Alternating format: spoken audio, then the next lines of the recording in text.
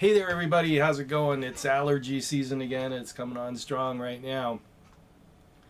It's been a long spring. It's finally starting to warm up. So anyway, Kobe MC, getting right to the point. Kobe MC came out with a video the other day. He's got a really cool YouTube channel dedicated to Pentax.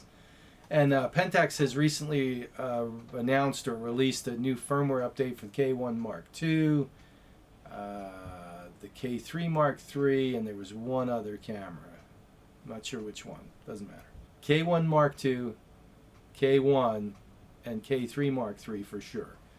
And what the firmware update does is it gives you a new JPEG mode that darkens the skies and makes them really blue.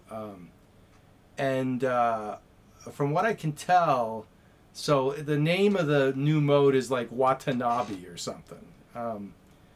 The other modes that were added, a few months back or 6 months ago or a year ago was Saitobi and Ichigatu. I'm making that up, but they're all Japanese names, okay? And in your camera, they're Japanese names. And these new modes, the kerfuffle is that the new modes only work with specific lenses. Like this new mode, and I forget what it's called. It's I don't know, whatever. It's some Japanese name. And the new mode only works with the 21 limited and the 15 limited, and it doesn't work with any other lens.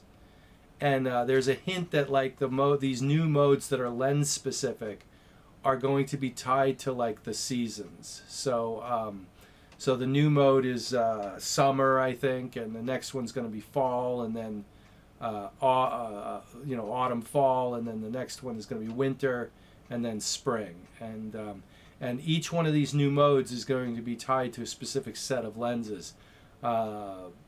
The next one's going to be tied to, I think, the 43, and then after that it's the 31 and the 21 for a DA, and then the 77 and the 70 for the spring one, I think. But and I'm pretty sure they all have these Japanese names for the seasons. And Kobe didn't think it was such a hot idea to do this, and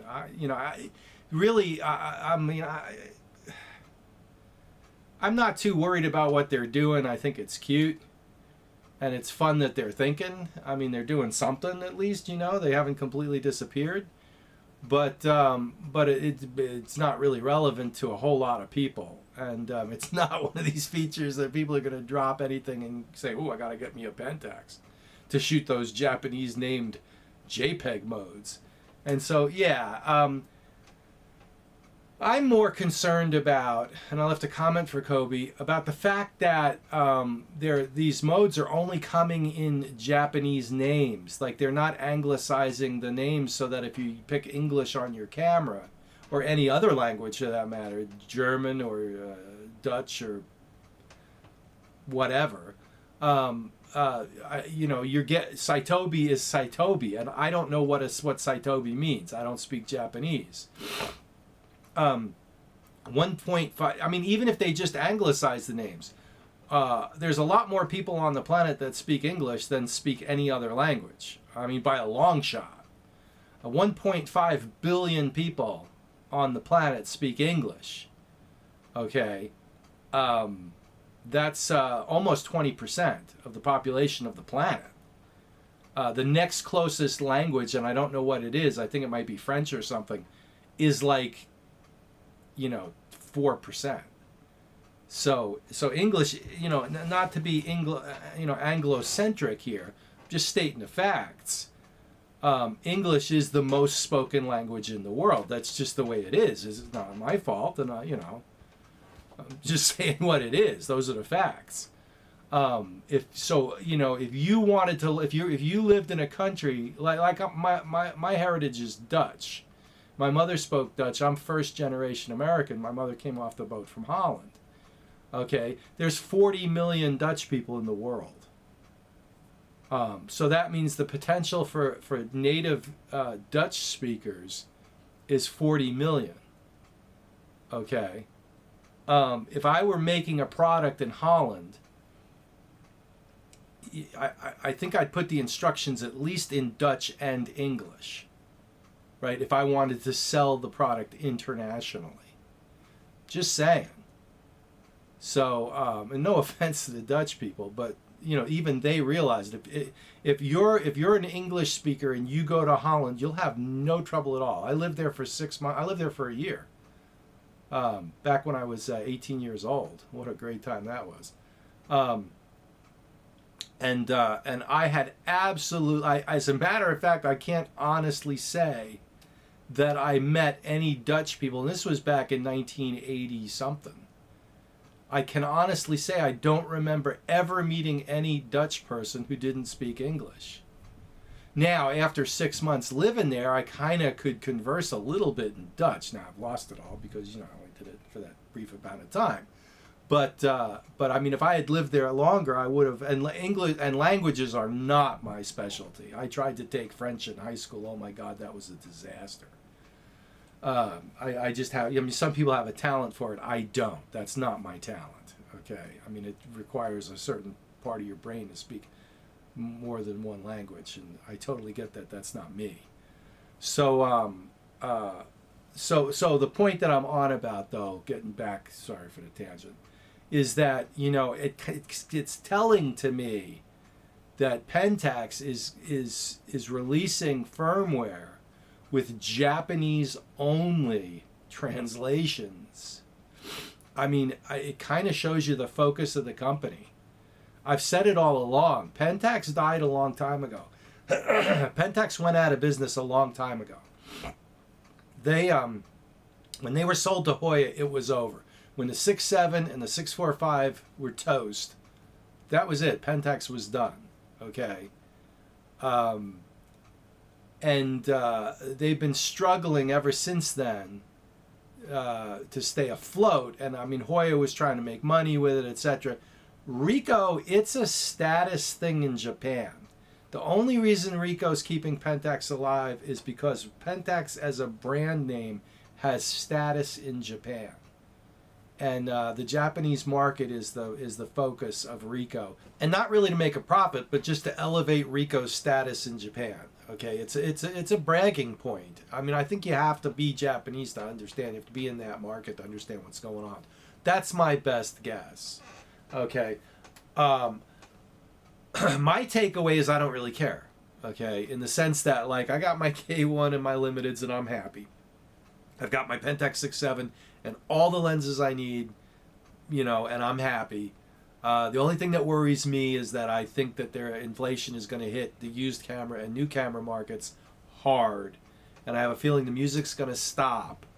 And, you know, but I've got enough cameras moving forward that if things start breaking in the future, I can back up to other stuff. So, you know, so I'm good.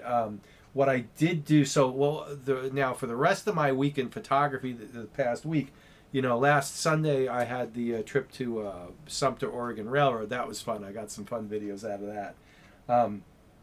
But I was tooling around off of eBay, and everybody knows that I'm really pleased with my 70-210 F-Series Pentax lens.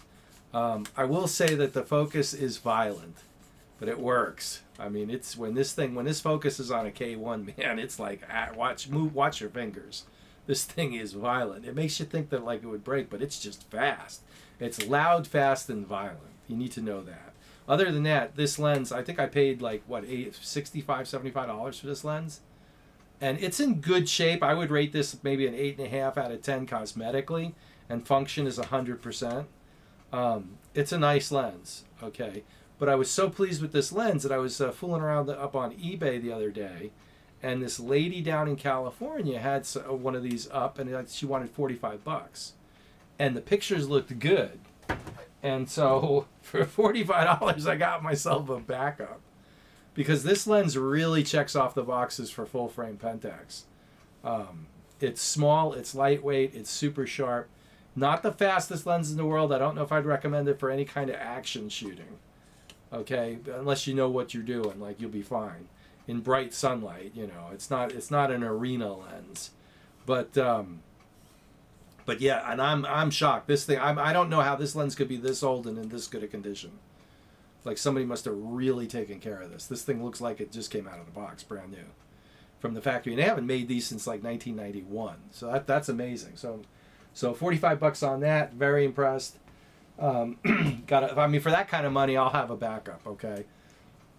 The other thing I did this week is I dialed in. This is just a test print. This is nothing exciting, but it's a fiber-based darkroom test print. But the key to this is that this is from my Intrepid camera with the Intrepid Mark II enlarging back, which kind of works a treat. So, I mean, it really checks off some boxes. Now I've got a cold light that is dialed in for the Ilford multigrade from 00 to 5 in half grade increments. Like, yeah, now I've got control. I will say that I'm not sure if there isn't something faulty in the unit that I've got, because the controller is acting, you know, every once in a while the controller goes haywire. Maybe it's a firmware thing, and sometimes the lights start blinking randomly inside. So there may be a fault, but it's sort of working. When it's working, but it's not inspiring me with confidence. What I am fairly confident in is if I have any problems with it, Intrepid will back it up. What I should do, and I'm just thinking about this right now, what I should do, I texted or whatever. So I contacted Intrepid somehow, but not through their email, and they emailed me back and said, run this through the, you know, send us an email about this. And I need to do that just to get it established that this unit's relatively brand new. I mean, well, it is brand new. It's been months since it's taken me to set it up. And just to document that right out of the box it was having trouble, so that in the future, if it becomes an issue as I use it more. I mean, darkroom stuff is not the kind of stuff that you use a lot, you know. Particularly nowadays, it's like something that takes months, for me anyway, it takes months to get implemented and to get fleshed out. So, but I'm excited about that because that gives me a lot more control, and it seems to work fine. So, other than the controller being crazy, I'm talking just the general design of the thing. It's really nice. It's really kind of cool to be able to turn your camera. As a matter of fact, it's so good that I want to buy a second Intrepid camera to dedicate one just as an enlarger, and they're relatively inexpensive, and you can do that for that purpose. But I'm kind of waiting for the hardwood ones to come out because I'd rather have a hardwood one if I'm going to have two of them. But hey, we'll see what happens. So that's what I got for you for today. Thanks for watching. Have a great one, and we'll see you out there. And oh, I hope these allergies go away soon. It's tough. So, and on a side note, haircut wise, there's a reason why I wore the crew cut for so many years. I'm getting to the point where, you know, I just can't get a decent haircut, and all these salons around here, they're having trouble hiring people, and the people they got don't give a damn, and it's like, or they don't know what they're doing. I don't know what the problem is, but it's always been a problem. You know, it's very rare that I've ever gotten a good haircut. When I was in high school, it was a military academy. We had to get our hair cut like every 2 weeks, and I had the same lady cutting my hair for 4 years. And by the time I was a senior, man, she knew exactly how to cut my hair, and it looked great. And she did a great job. But that was a unique experience, and you know that's never going to happen again. So so there it is. So if you see me with a crew cut next time, that's what happened. All right, have a great one. We'll see you out there, and thanks for watching. Like, subscribe, hit the bell for notifications. Bye.